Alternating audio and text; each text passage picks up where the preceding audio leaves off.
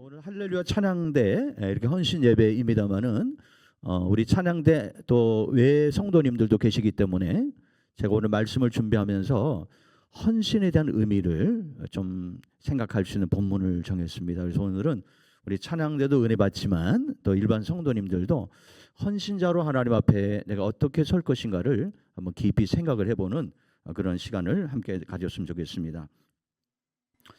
오늘 우리가 함께 읽은 본문에 보시면 여러분이 너무나 잘 아시는 본문인데요. 하늘나라에 앞서 가신 믿음의 대선배 다윗이 후배들 앞에서 고개를 들지 못하는 본문이에요. 어두운 내용입니다.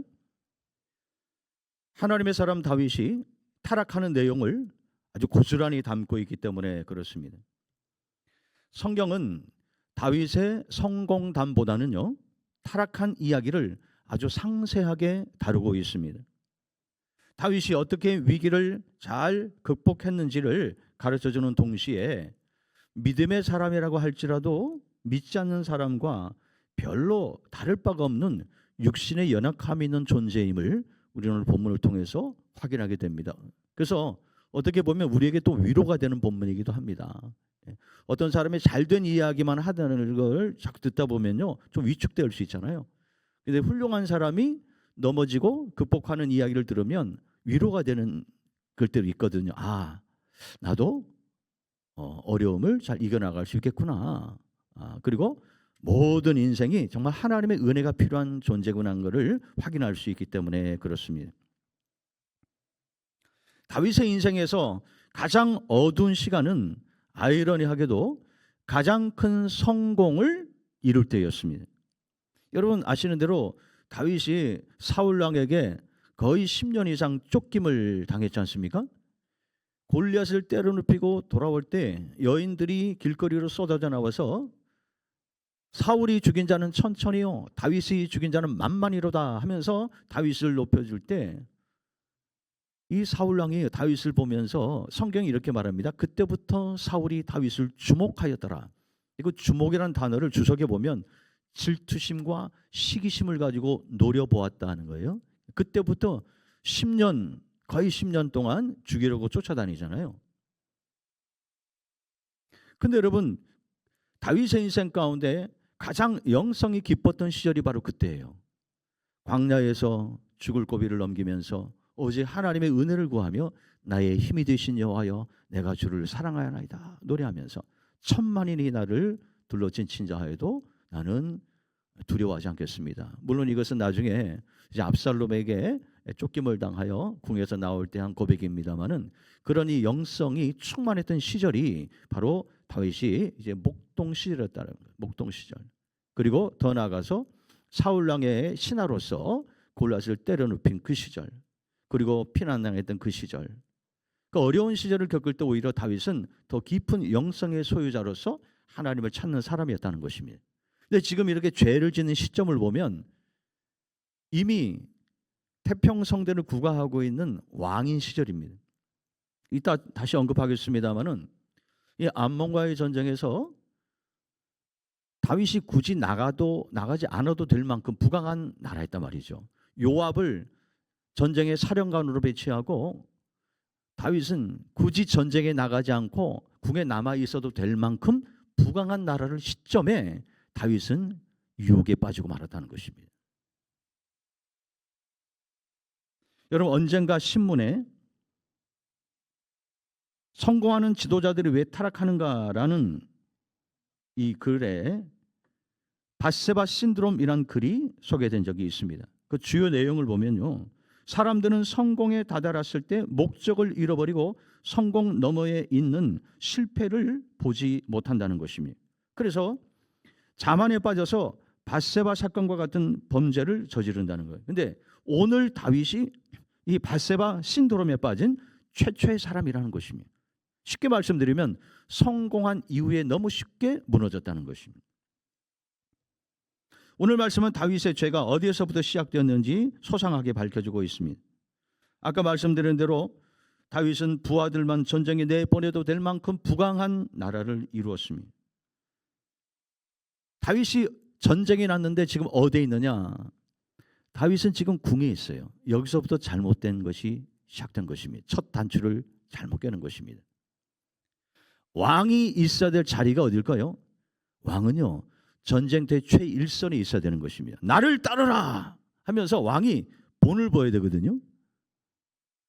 여러분, 제가 예전에 지도자와 지배자의 차이가 무엇인가라는 글을 읽은 적이 있는데, 지도자는 나를 따르라 하고는 앞장서는 사람이 지도자랍니다. 지배자는 어떤 사람이냐? 지배자는 앞으로 나가라 하고 명령만 하고 자기는 뒤에 있는 사람. 그래서 지도자를 리더라고 하고 지배자를 보스라고 부른다는 글을 읽어본 적이 있습니다. 지금 다윗이 잘못된 게 뭐냐면, 전쟁이 났는데 앞으로 전진하고는 자기는 안 가요. 궁에 남아 있단 말입니다. 그리고 죄를 짓기 시작한 이 시점을 보면 하루 종일 침상에 누워 있었어요. 그러니까 허리가 아플 정도로 자고 있었다는 거예요. 그 초저녁쯤에 옥상에 올라가서 기지개를 켜면서 왔다 갔다 하다가 목욕하는 여인을 보기 시작하면서부터 죄가 시작되는 것입니다.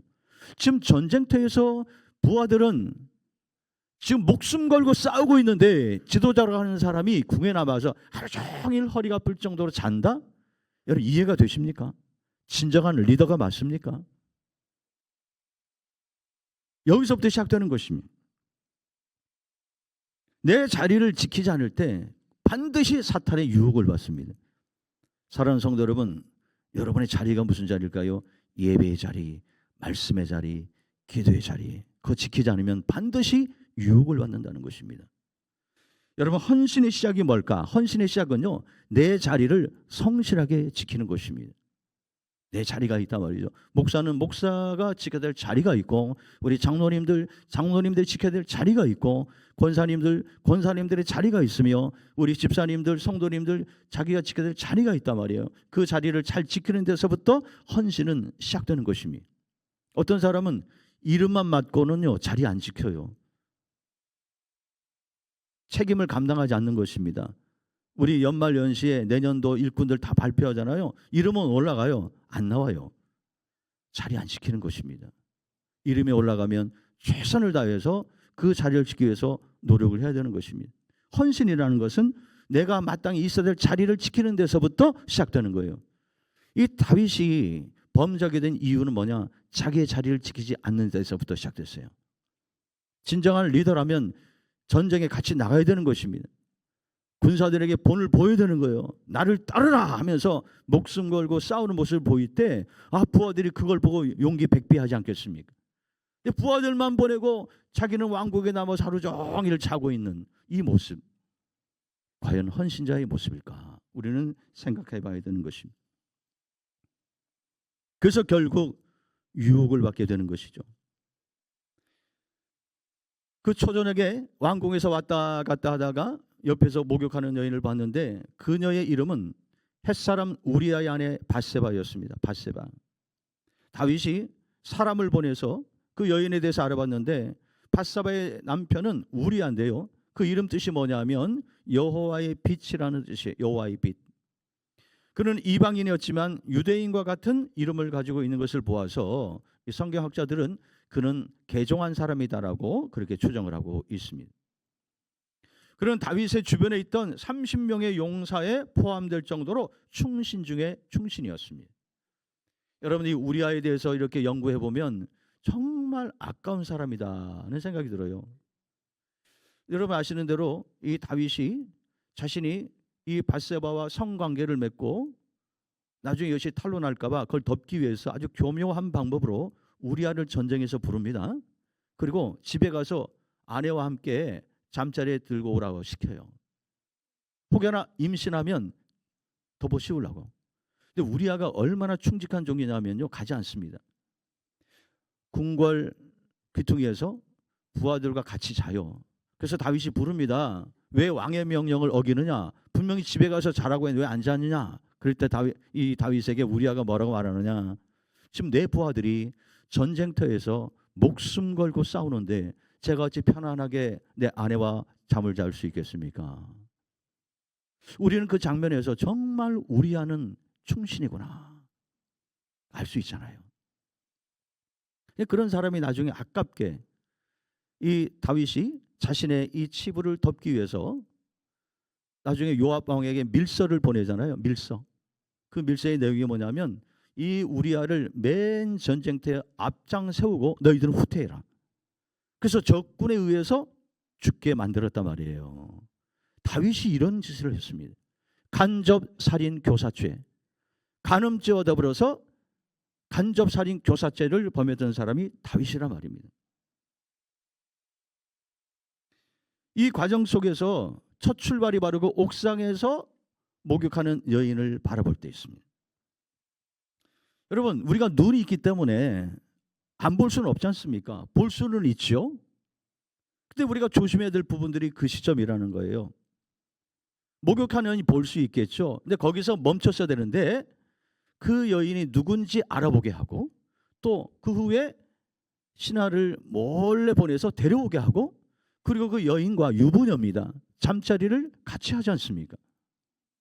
여러분, 종교개혁가 마틴 루터가 유명한 말을 남겼어요. 참새가 우리의 머리 위를 왔다 갔다 하는 것은 막을 수 없지만 머리 위에 둥지를 틀게 하면 안 된다 그랬거든요. 둥지. 5만 가지 생각이라 그러잖아요. 여러분, 하루에 얼마나 많은 생각을 합니까 우리가? 그러니까 5만 가지 생각이라 하잖아요. 여러분, 오늘 교회 올 때도 오늘 택시 타고 갈까, 버스 타고 갈까, 아니면 카풀하고 갈까? 여기서부터 시작되죠. 많은 생각이 있단 말이에요. 근데 그런 생각 중에서 악한 생각도 있을 수 있는데 문제는 그 생각을 붙잡으면 안 된다는 것입니다. 근데 다윗의 잘못된 것은 뭐냐? 그 생각을 꽉 붙잡았다는 것이죠. 요한복음 13장 2절에 보시면 가룟 유다의 마음에 마귀가 예수를 팔 생각을 넣었더니 그랬단 말이에요. 악한 생각 아닙니까? 그럼 그 생각을 쫓아버렸으면 예수의 이름으로 명하노니 떠나가라. 그래서 얼마나 좋았을까요? 그 악한 생각을 유다가 꽉 잡아요. 그 다음 장면에 보면 그 밤에 유대 종교 지도자들을 찾아가고 만나고 예수를 넘길 테니 얼마 줄래? 거래하고 은 30 오케이. 그리고 나중에 겟세마네 동산에 그 종들을 데리고 가잖아요. 생각에서 시작된 것입니다. 악한 생각에서. 여러분 한번 따라 하십시다. 생각이 행동을 낳고 행동이 습관을 낳고 습관이 인격을 낳고 인격이 운명을 좌우한다. 네. 이 도식을 잘 기억해 두세요. 생각이 중요한 겁니다. 생각이 뭘 낳아요? 행동. 배고프다? 그럼 밥통 뚜껑 열고 밥을 푸고 냉장고 열고 반찬 꺼내고 국 끓이고 행동하잖아요. 배고프니까. 생각이 행동이 반복되면 뭐가 돼요? 습관이 돼요. 습관. 근데 그 습관이 몸에 딱 익으면 인격이 돼. 인격. 욕 잘하는 사람들 있죠. 처음부터 그런 사람 아니에요. 맨날 욕하다 보니까 욕이 인격이 돼요. 그냥 평범하게 얘기하더니 꼭 욕이 섞어 들어가요. 비속어가 들어가고. 왜? 어느새 인격이 돼버린 거예요. 습관이 인격이 되는 것입니다. 그 인격이 그 미래의 운명을 결정하게 되는 거예요. 지금 이 음란한 생각을 품겨는 이 장면에서 딱 잘라버렸어야 되는데 행동으로 옮기는 거예요. 몰래 사람을 보내서 누구냐 저 여인 알아보게 하고 또 신하를 보내 몰래 데려오잖아요. 유부녀를. 그리고 잠자리에 갇혔다는 것입니다. 천하의 다윗도 이렇게 속절없이 넘어지고 말았다는 거예요. 야고보서 1장 15절에 욕심이 잉태한 즉 죄를 낳고 죄가 장성한 즉 사망을 낳는다 그랬어요. 죄 앞에 뭐가 있느냐? 욕심이 있습니다. 욕심. 이 욕심이 문제예요. 왜 아담과 하와가 선악과를 따먹는지 아십니까? 마귀가 와가지고 거짓된 메시지를 속삭였어요. 창세기 2장 17절에 하나님은 이 선악과를 먹으면 반드시 죽으리라 그랬거든요. 이 하나님의 말씀이죠.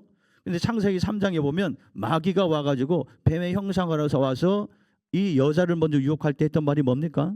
선악과를 따먹어도 결코 죽지 않는다. 눈이 밝아져서 하나님과 같이 될 수 있다라고 거짓된 메시지를 심어주잖아요. 근데 그 이야기를 듣고 이 하와 그리고 이 이야기를 들은 아담 마음속에 뭐가 생겼는지 아세요? 욕심이 생긴 거예요. 욕심이 잉태한 즉 그 다음에 뭐예요? 죄를 낳고 죄가 장성한 즉 사망을 낳는다. 결국 선악과를 따먹고 하나님의 명령에 불순종한 죄를 짓죠. 그 결과가 뭐냐?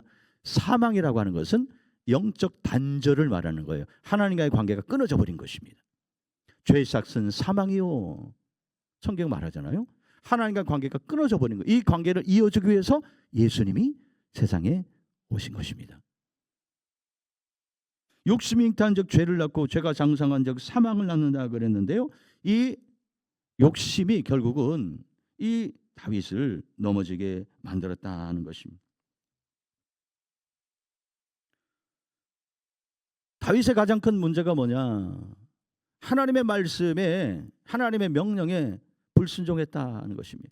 신명기 17장에 보면 이스라엘의 왕에 오른 사람들이 조심해야 될 것, 신명기 17장에 16절 이하에 보면 이스라엘의 왕에 오른 자는 요거 많이 가지면 안 되고 요거 반드시 해야 된다. 하나님 주신 말씀이 있어요. 이스라엘 왕에 오른 사람은요, 세 가지 많이 가지면 안 돼요. 사람들이 타는 말 많이 갖지 마라 그랬고, 그리고 은금을 많이 두지 말아라. 또 부인을 많이 두지 말라 그랬거든요. 그러면서 늘 말씀을 가까이 해야 된다는 그런 말씀이 신명기 17장에 있습니다. 근데 다윗은 은과 금으로 하나님의 성전을 예비하는 일에는 헌신했어요.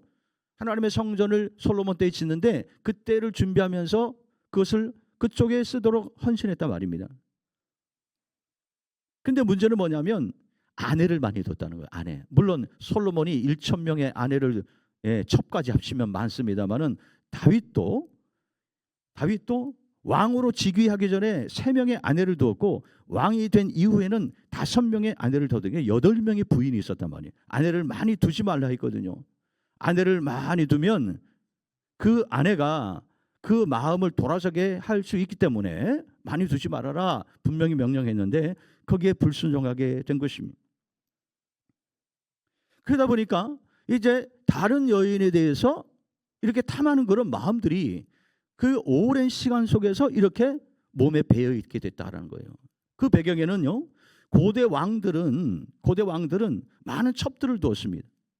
근데 이 이스라엘은요, 하나님의 선민이 세운 나라 아닙니까? 제사장 나라, 구별된 민족이거든요.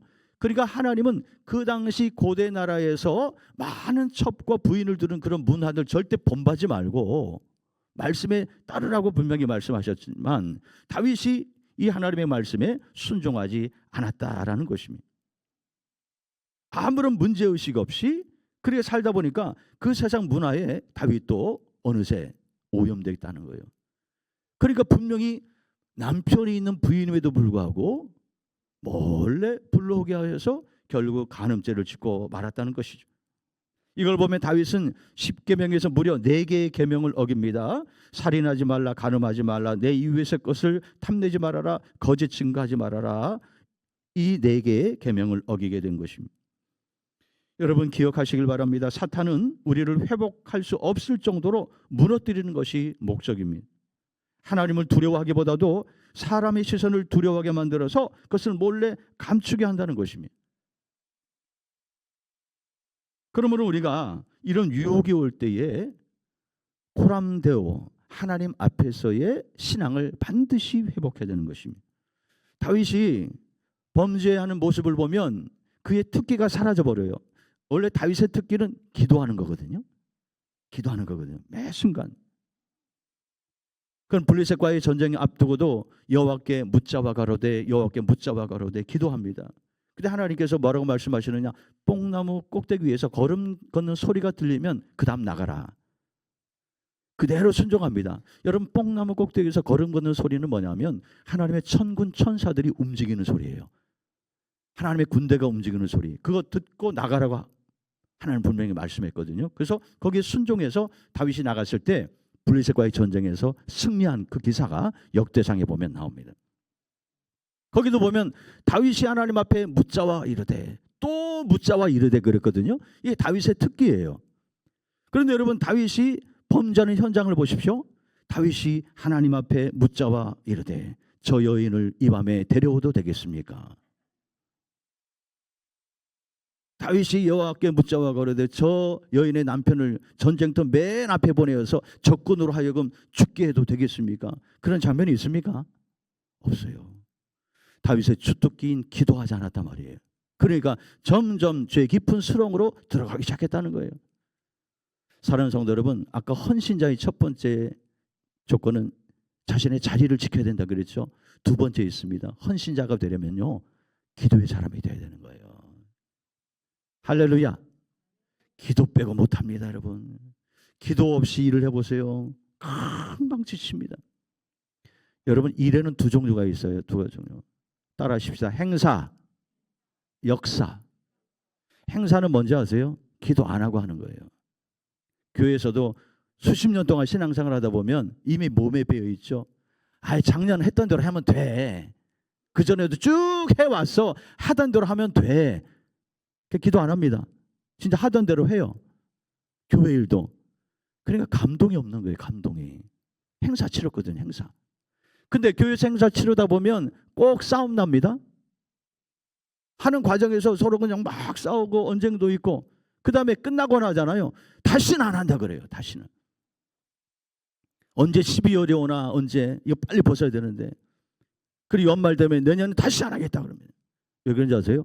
행사를 치러서 그래요. 행사의 특징, 기도가 없어요. 자신의 경험과 자신의 지식과 자신의 노하우를 의지하는 게 행사예요. 행사. 역사는 다릅니다. 역사는요, 기도로 시작하고 기도로 진행하고 기도로 마치는 거예요. 그러니까 이미 진행하는 과정 속에서 은혜가 있어요. 은혜가. 일이 다 끝나잖아요. 그러면 목사님 이거 내년에 또 해요. 내년에. 은혜 받았거든요. 또 하고 싶은 거예요. 역사를 치르니까 그런 거예요. 역사를. 사랑하는 성도 여러분, 행사 치르지 말고 역사를 이루실 길을 축원합니다. 그 중심에는 뭐가 있느냐? 기도가 있다는 말입니다. 헌신하기로 작정하시면 기도의 사람이 되어야 되는 거예요. 다윗도 하나님 앞에 헌신하기로 작정해서 그 길을 걸어갔는데, 어느 순간부터 나태해지는 것입니다. 왕이 되는 순간부터. 옛날에 목동 시절에 다윗이 아니었단 말입니다. 옛날에 목동 시절에는 늘 하나님의 은혜를 찬양했어요. 별을 보면서도 노래하고 들판에서도 연주하면서 노래. 그 아름다운 영성. 또 사울왕에게 쫓김을 당하면서 광야에서 죽을 고비를 넘기면서 오직 하나님만을 바라보며 나의 힘이 되신 여호와여 내가 주를 사랑하나이다. 그렇게 고백했던 기도의 사람이 이제는 왕이 되니까, 자기가 최고의 자리에 오르니까 어느 순간부터 교만하기 시작한 것입니다. 갈급함이 사라져버렸어요. 문제는 여기 있어요. 우리 성도님들 갈급함이 사라지잖아요. 기도 안 합니다. 하나님 우리를 사랑하셔서 그래서 가끔씩 고난을 주시는 거예요. 그러니까 시편 119편 71절에 그래서 고난당한 것이 내게 유익이다 그랬거든요. 왜? 그 고난을 통해서 하나님이 정신 차리게 해주시니까. 제가 서울에 있을 때 무학교를 부목사 5년 섬겼는데, 오늘 새벽기도에 보니까 평상시에 새벽기도 안 나오는 집사님이 나오시는 거예요. 새벽기도 안 나오던 분이 나오면 뭐가 있는 거예요. 그 저 뒤에 앉아가지고 얼마나 간절히 기도하는지 제가 상당히 인상 깊게 저분 오늘 새벽기도 안 나온 분인데. 그래서 예배 마치고 나서 집사님 무슨 일이 있습니까? 했더니 그분이 사업하는 분인데 위기가 왔다는 거예요. 위기가. 그렇구나. 그분이 얼마나 뜨겁게 기도하냐. 하나님 은혜를 주셔가지고 그 위기를 잘 넘어갔는데요. 감사하게도 그분이 그때부터 새벽기도 안 빠지는 거예요. 지금 그분이 장로님이 되셨어요. 장로님이. 안수 집사님이셨던 분.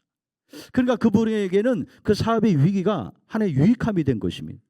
기도를 회복할 수 있는 전환점이 됐다는 거예요. 그래서 시편 119편 71절에 고난당한 것이 내게 유익이라 내가 이로 인하여 주의 율례를 배우게 되었나이다 고백하게 된 것입니다. 지금 왕의 자리에 오르니까 그 시절이 지나간 거예요. 이제는 너무나 안일한 것이죠. 여러분 이때가 위기라는 것입니다. 고린도전서 10장 12절에 이런 말씀이 있어요. 그런즉 선줄로 생각하는 자는 넘어질까 조심하라.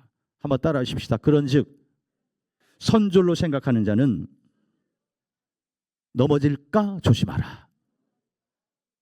아멘이십니까? 조심하셔야 됩니다. 조심하셔야 돼요. 내가 이 정도 됐다 생각하는 순간부터 이제는 넘어지기 시작하는 거예요. 내가 이제 목사가 됐으니까, 내가 이제 장로가 됐으니까, 내가 이제 권사가 됐으니까, 내가 이제 안수집사 됐으니까 만족할 때부터 넘어지기 시작하는 거예요. 우리 옛날에 목회자들은 전도사 시절, 아니 더 나아가면 신학생 시절에 그렇게 간절하게 순절함을 하나님을 찾았는데 어느 순간부터 점점 게을러지고 나태해지고, 옛날 평신도 시절에 그렇게 기도 많이 하시고 말씀을 삼았던 분이, 예배 자리를 삼았던 분이 중직자를 맡고 항존직을 맡으면서부터 오히려 더 게을러지는 거예요. 이게 현실입니다. 현실. 어느 교회나 현실이에요. 왜 그럴까? 네. 어느 순간부터 만족해버리는 것이죠. 선줄로 생각하는 자는 넘어질까 조심하라 그랬거든요. 넘어질까 조심해야 되는 것입니다. 이 다윗의 인생에 잊지 못하는 두 사람이 있어요. 골리앗과 밧세바예요. 다윗의 인생에 잊을 수 없는 두 사람, 골리앗과 밧세바.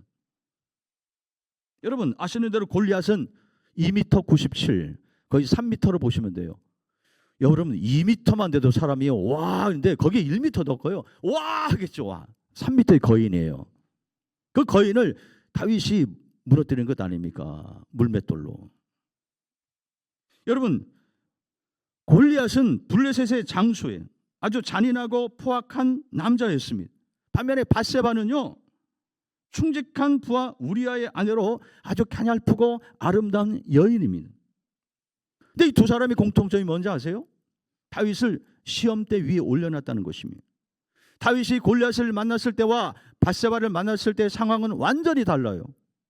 다윗이 골리앗을 만났을 때는 젊고 이름이 없는 무명의 목동이었습니다. 사람들이 알아주지도 않는 무명의 목동이었어요. 근데 밧세바를 만났을 때는 다윗이 이미 나이 50이 넘은 최고의 자리, 유명한 왕이었단 말입니다. 다윗이 골리앗을 만났을 때는 목동 생활을 했고 미래가 밝지 않은 상황이었습니다. 그러나 다윗이 밧세바를 만났을 때는 이스라엘의 왕으로 세상의 중심에 있었단 말입니다. 그런데 여러분 그거 아세요? 다윗이 골리앗을 만났을 때는 기도와 믿음의 사람이었으나 밧세바를 만났을 때는 기도와 믿음을 떠난 상태였다는 것입니다. 결론적으로 다윗은 거인 골리앗 앞과의 싸움에서는 승리했지만 가냘픈 여인 밧세바와의 싸움에서는 완전히 처절하게 패배하고 말았다는 것입니다. 거인과의 싸움에서는 이겼는데 여인과의 싸움에서는 패배하고 말았다는 것이죠. 왜 그랬을까? 왜 그랬을까? 영적으로 깨어있지 못했기 때문인 것입니다. 여러분, 죄라고 하는 것은요, 싸움의 대상입니다. 타협의 대상이 아니에요. 제가 좋아하는 말씀이 히브리서 12장 4절이거든요. 죄를 대항하여 피 흘리기까지는 싸우지 아니하고, 그러니까 이걸 역으로 적용하면 이렇게 구호를 만들어야 되는 거예요. 한번 따라 하십시다. 죄를 대항하여 피 흘리기까지 싸우라. 이 피 흘리기까지를 주석해 보니까 순교의 경지라고 말해요. 순교의 경지. 죽을 각오로 싸워야 된다는 거예요. 근데 우리는 너무 쉽게 타협하는 거예요. 너무 쉽게. 하나님 잠깐만 눈 감아주세요. 못 본 척 해주세요. 그럴 때가 있단 말입니다. 성도인데 그러니까 함부로 말하고 함부로 행동하는 거예요. 싸워야 되는데 말이에요. 죄를. 이 싸움의 힘이 우리에게서 오지 않습니다. 위로부터 내리는 거예요. 위로부터. 하나님이 은혜를 주셔야 되는 거예요. 그래서 우리가 늘 영적으로 끼어 있어야 되는 것이죠. 여러분 예수님께서 겟세마네 동산에서 세 제자에게 하신 말씀 기억하세요? 베드로, 요한, 야고보에게 뭐라고 말씀하십니까? 시험에 들지 않도록 깨어 기도하라. 이 말씀을 역으로 하면 시험에 드는 원인은 깨어 기도하지 않기 때문에. 실제로 베드로가 졸고 있었잖아요. 기도하라고 했는데. 근데 딱 눈 떠보니까 예수님 막 끌려가요. 그때 베드로가 한 행동이 뭔지 아세요? 허리춤에서 칼을 빼고 대제사장 종 말고의 귀를 내리쳐버리잖아요. 여러분 성령 충만하지 않는 사람들 가만히 보세요. 혈기 충만합니다. 혈기 충만.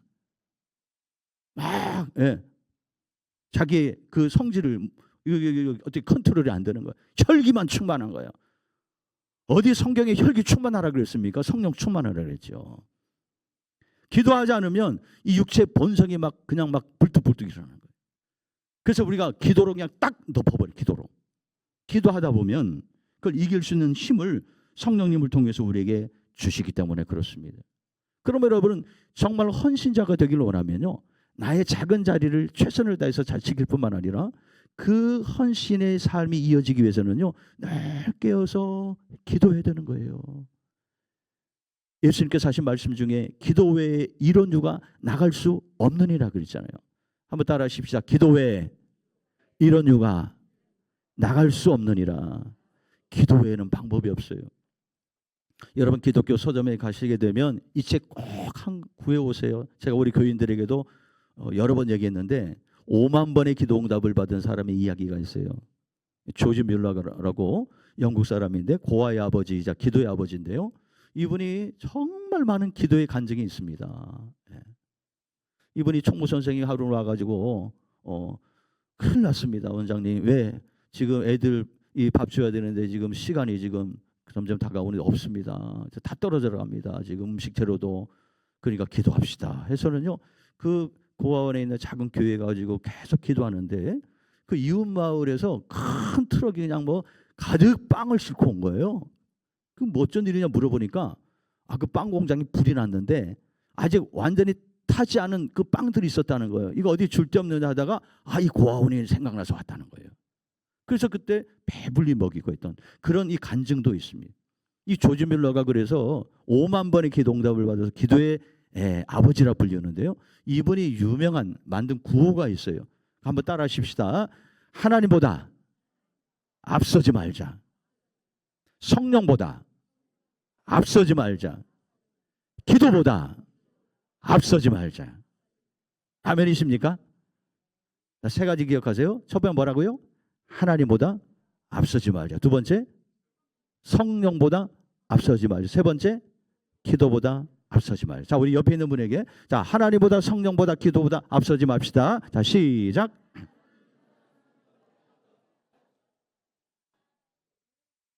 자, 그렇다면 이제 이런 나태함을 어떻게 이기고 진정한 헌신자의 삶을 살 것인가, 제가 세 가지로 짧게 요약을 하고 이제 말씀을 좀 마무리하려고 합니다. 나태를 이기는 힘, 첫 번째는요, 헌신입니다. 헌신. 이사야 6장 8절에 이사야의 고백이 나오죠. 나를 보내소서 내가 여기 있나이다. 우린 끊임없이 자신을 하나님 앞에 드리는 연습을 해야 되는 것입니다. 이거 없이는요, 나태함, 게으름을 이길 수가 없어요. 이 헌신 예배 그래서 중요합니다. 이럴 때 우리가 다시 한번 헌신을 묵상해 보는 거예요. 나는 헌신자로 살고 있는가? 찬양대뿐만 아니라 우리 모든 성도님들도 다 직분과 사명이 있잖아요. 내가 온전히 헌신하고 있는가? 헌신하다 보면요, 게으름과 나태움 다 이겨낼 수 있는 것입니다. 두 번째로 열심을 품어야 되는 거예요. 열심. 로마서 12장 11절 제가 참 좋아하는 말씀인데 한번 따라 하십시다. 부지런하여 게으르지 말고 열심을 품고 주를 섬기라. 다시 한번 부지런하여 게으르지 말고 열심을 품고 주를 섬기라. 그러면요, 게으름, 나태함 아무 상관없습니다. 부지런해야 돼요. 여러분 교회 일도 부지런해야 됩니다. 열심을 품으면 헌신자로 살아가는 거예요. 하나님이 사랑하시는 사람이 어떤 사람인지 아세요? 부지런한 사람이에요. 그래서 여러분 달란트 비유에서도 그 주인이 5달란트, 2달란트 받는 사람에게 칭찬할 때 착하고 충성되고 착한 종, 그 칭찬하잖아요. 착하고 충성되다고. 그런데 1달란트 받는 사람에게 책망한 내용 기억하시죠? 이 악하고 게으른 종아. 그 주인은 바로 우리 하나님을 상징하는 것이거든. 그러니까 하나님 부지런한 종들을 사랑하신 겁니다. 이사야 9장에 보면 하나님 스스로가 부지런한 분이에요. 이사야에 그런 말씀이 있죠. 여호와의 열심히 이 일을 이루리로다. 그러니까 하나님의 열심이 있단 말입니다. 그래서 하나님은 부지런한 성도들, 열정 있는 성도들을 사랑하시는 거예요. 그래서 우리가 온전한 헌신자로서 이 나태함을 이기기 위해서는 열심을, 우리가 열정을 회복해야 되는 것입니다. 세 번째는요, 겸손입니다. 겸손. 오늘 다윗이 무너진 이유가 뭐냐? 이제는 됐다. 나는 이제 왕이니까 옛날 목동 시절처럼, 그리고 피난 다녔던 그 쫓겨다녔던 그 시절 이제는 지나갔으니 이제 나는 자, 좀 쉬자. 여러분, 그렇게 했던 사람이 누가복음에 나오는 어리석은 부자 아닙니까? 창고에 곡식들 가득 채워놓고 내 영혼아 이제는 실컷 먹고 마시고 즐기자. 그럴 때 하나님께서 뭐라고 말씀하시죠? 이 어리석은 자여, 오늘 밤에 내가 너를 불러가리니 이 모아둔 모든 것이 누구의 것이냐. 하나님은 그 부자를 향하여 어리석은 자라고 말하는 것입니다. 여러분, 교만하면 현재의 삶에 만족하게 되는 것이고, 그러면 나태함에 빠져버린 것이고, 다윗처럼 그래서 시험에 드는 것입니다. 우리는 항상 겸손해야 되는 거. 하나님 항상 부족합니다. 주님, 저는 주의 은혜가 없으면 이거 감당 못합니다. 주님, 저에게 직분 맡겨주셨는데 감당하려면 힘을 주십시오. 늘 겸손히 손을 모아야 되는 거예요. 잠언 16장 18절, 잠언 18장 12절 두 군데 보면 공통점이 나옵니다. 교만은 패망의 선봉이나 겸손은 존귀의 앞잡이다 그랬습니다. 무슨 말이냐? 교만은 망하는 지름길이라는 거예요. 망합니다. 교만하면. 겸손해야 되는 것입니다. 겸손한 것. 그 겸손의 증거가 항상 기도하는 거예요. 하나님, 오늘 하루 살아갈 힘을 주십시오. 하나님, 오늘 주일 교회 왔는데 제가 직분을 맡겼고 사명을 맡았는데 제 능력으로는 안 됩니다. 감당할 수 있는 건강도 주시고 은사도 주시고 힘도 주십시오. 그리고 겸손히 하나님 앞에 기도할 때 하나님께서 감당할 만한 능력을 주신다는 것입니다. 아멘이십니까? 헌신은 내 힘으로 하는 게 아닙니다. 내 힘으로 하다 보면 행사치로 행사. 그 전에 했던 대로, 경험대로, 자기가 알고 있는 지식대로. 교회 일은 그렇게 하는 게 아니에요.